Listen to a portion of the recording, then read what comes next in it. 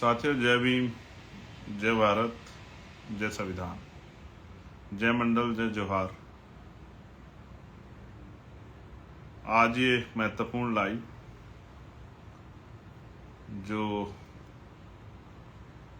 जिसके जरिए आपसे बात हो जाएगी और कितना आसान बना दिया सोशल मीडिया ने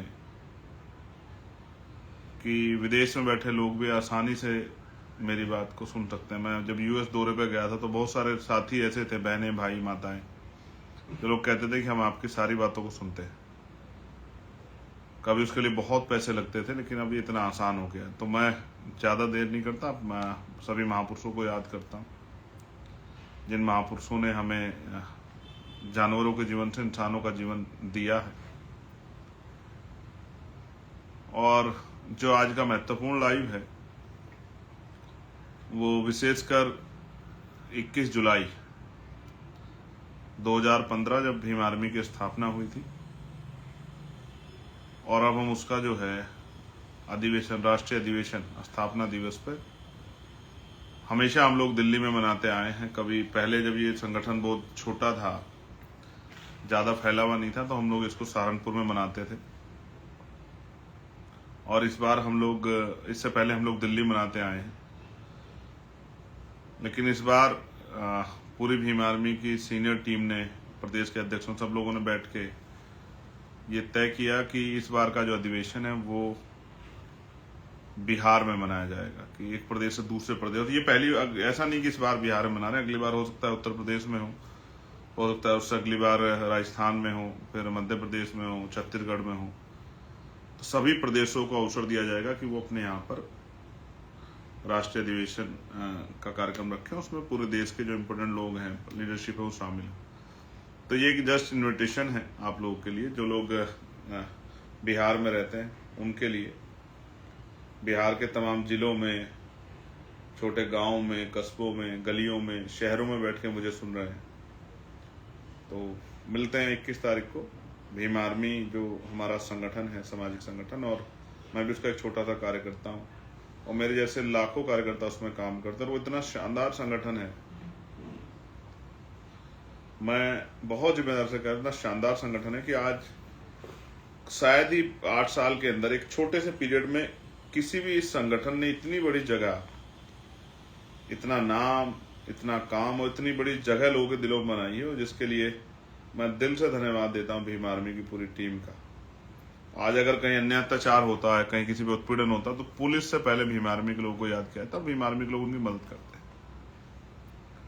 मैं भीम आर्मी की ऐसी शानदार टीम को, सभी प्रदेश अध्यक्ष को, प्रदेश की सारी टीम को, राष्ट्रीय कोर कमेटी की टीम को, राष्ट्रीय पदाधिकारियों को, राष्ट्रीय अध्यक्ष जी को, राष्ट्रीय महासचिव, तमाम साथियों को, हमारी संगठन में काम करने वाली बहनों को, भाइयों को, नौजवान साथियों को, सबको धन्यवाद देता हूं कि आपने इतना शानदार काम किया है।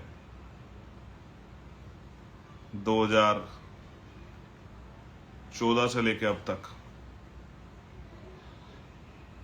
इतना शानदार काम किया है, जिसकी वजह से मेरे जैसे आम कार्यकर्ताओं को, मेरे जैसे हजारों कार्यकर्ताओं को देश में, दुनिया में बड़ी पहचान मिली। प्यारे साथियों, ये निमंत्रण है कि आप वहां आए, पहुंचे, उस कार्यक्रम को सफल बनाएं। और जो लोग बाहर से जा रहे हैं उनको भी मेरा ये आग्रह है कि वो बड़े अनुशासन में, संयम, धैर्य के साथ और वो पहुंचे, कार्यक्रम को सफल बनाएं। और वहां पहुंचकर जो लीडरशिप, जो नए फैसले लेगी इस बार, अगले 1 साल के कार्यक्रम जो तय होगा, क्या क्या करेंगे, कैसे कैसे करेंगे, क्या क्या गोल्स होंगे, क्या कितने दिनों में पूरे करने हैं, नया क्या करना है, उन सबको जो है मैं वो सब सुनने को मौका आपको मिलेगा, जानने का मौका मिलेगा। जिन लीडर्स को आपने बोलते देखा है, अपने अपने प्रदेश संघर्ष करते हैं, उन लीडरों को देखने का मौका मिलेगा, उनकी बात को सुनने का, उनसे मिलकर समझने का मौका मिलेगा। ये एक बहुत प्राउड मोमेंट है हम सब लोगों के लिए, जब हम भीम आर्मी का स्थापना दिवस इस बार बिहार में, जो बुद्ध महावीर की धरती है, जहां हम इस बार वो आंदोलनों की भी धरती है, वो भीम आर्मी की जो पहचान है वो आंदोलन से है, बड़े बड़े आंदोलन वहां से चले, इसलिए मैं आपको बहुत बधाई देता हूँ। और एक इम्पोर्टेंट बात जिस पे मुझे आपसे और बात करनी थी, वो है उत्तर प्रदेश में जिस तरह से स्कूल मर्ज किए जा रहे हैं। शिक्षा हमारे सब महापुरुषों ने कहा है वो हमारा हथियार है। भगवान बुद्ध ने कहा है, अपोदीप भव, गुरु रविदास जी ने कहा है कि ज्ञान अर्जित करो। संत गाडगे जी महाराज ने कहा है एक रोटी कम खाओ, अपने बच्चों को जरूर पढ़ाओ। परमानंद लोधी जी ने कहा है कि शिक्षा से ही सारे रास्ते खुलेंगे। बाबा साहब अम्बेडकर ने कहा है शिक्षा श्रेणी का वो दूध है जो पिएगा वो दहाड़ेगा। मान्यवर काशीराम साहब ने भी, राष्ट्रपिता ज्योतिबा फूले साहब ने भी जो एजुकेशन के लिए प्रेरित किया, मां सावित्रीबाई फूले ने भी, तो तमाम महापुरुषों ने एजुकेशन के लिए प्रेरित किया। लेकिन आप देख रहे हैं जिस तरह से सरकारी स्कूल बंद किए जा रहे हैं। पहली बार सरकारी स्कूल में गरीबों के बच्चे पढ़ते हैं, ये बात आप जान लीजिए। आपके मेरे जैसे मिडिल क्लास गरीबों के बच्चे सरकारी स्कूल में पढ़ते हैं। मैं सरकारी स्कूल में पढ़ा हूं। एक बात तो सरकारी स्कूल बंद किए जा रहे हैं, किसका नुकसान हो रहा है ये बहुत बड़ा सवाल है। दूसरा, सरकारी स्कूल बंद करके मैंने आंकड़े दिए थे, शराब के ठेके खोले जा रहे हैं, नशे की दुकानें खोली जा रही, भांग की और तमाम तरह की दुकानें खोली जा रही हैं। ये भी हम लोगों के सामने है, ये भी हमसे छिपावा नहीं कि शिक्षा के दरवाजे बंद करके नशे के दरवाजे खोले जा रहे हैं। लेकिन आप देखिए एक बड़ी चुप्पी है, कहीं छोटी मोटी चर्चा हो रही है। मैं देख रहा हूँ लोग, बच्चे परेशान हैं, बच्चियां परेशान हैं। आज मेरे लोकसभा क्षेत्र नगीना में जो है बिजनौर जिले में एक गाड़ी का एक्सीडेंट हुआ, जो बच्चे पढ़ने के लिए जा रहे थे कि एक बच्चे के दोनों हाथ टूटे हैं, एक और बच्चे का हाथ टूटा है, किसी का जबड़ा टूटा है, घुटना टूटा है, बहुत नुकसान हुआ है। स्कूल बंद किए जा रहे हैं, टीचर्स परेशान है, बच्चे परेशान है, उनके परिवारजन परेशान है कि शिक्षा नहीं मिलेगी तो कैसे काम चलेगा। और आप देखेंगे एक आंकड़ा भी, निजी स्कूल भी बहुत बड़े पैमाने पर खोले जा रहे हैं। इस पे चुप रहना मैं समझता हूं एक बहुत बड़ा कठिन काम है। मैं गुरु घासीदास जी को भी याद करूंगा, उनका भी बहुत बड़ा रोल है शिक्षा में।